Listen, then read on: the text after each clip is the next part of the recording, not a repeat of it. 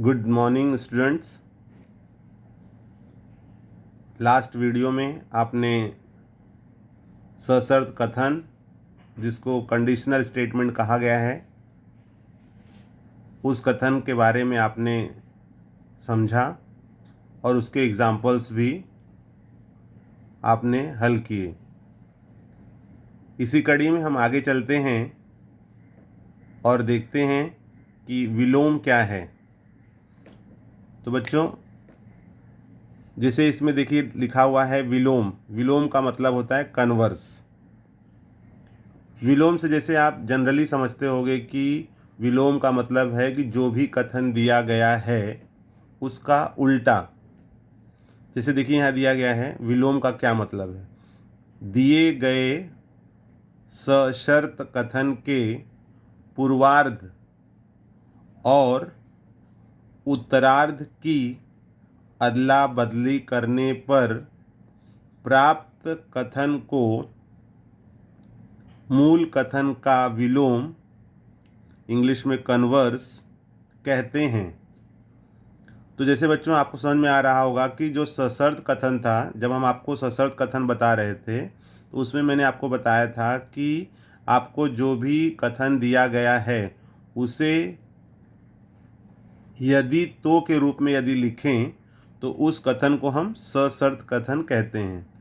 किस रूप में लिखना था? यदि और तो। तो यदि हम यदि से स्टार्ट करते हैं और तो के बाद कोई कथन लिखते हैं तो वहाँ पर यदि और तो इस तरह के दो उसमें शब्द जुड़ते हैं, जिसे सशर्त कहा गया था। अब विलोम में क्या कहा गया है कि दिए गए सशर्त कथन के पूर्वार्ध। सशर्त कथन के पूर्वार्ध मतलब जो कथन दिया गया है उसमें दो भाग आता है, एक पूर्वार्ध आता है और एक उत्तरार्ध आता है। तो के पहले का जो सेंटेंस है वो पूर्वार्ध कहा जाता है और तो के बाद का जो सेंटेंस है उसको हम उत्तरार्ध कहते हैं। तो जहाँ पर उत्तरार्ध को पूर्वार्ध के जगह पर और पूर्वार्ध को उत्तरार्ध की जगह पर, जैसे यहाँ पे कहा गया है अदला बदली करने पर, पूर्वार्ध और उत्तरार्ध की अदला बदली करने पर प्राप्त कथन को मूल कथन का विलोम कहते हैं।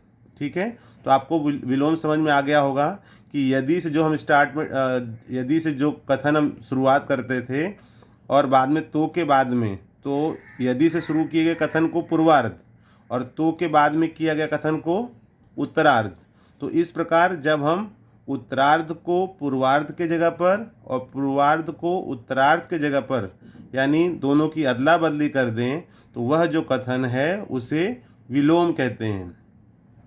बच्चों, एक चीज़ और जानना इसमें ज़रूरी है कि दिया गया सशर्त कथन सत्य हो तो उसका विलोम भी सत्य होगा, यह जरूरी नहीं है।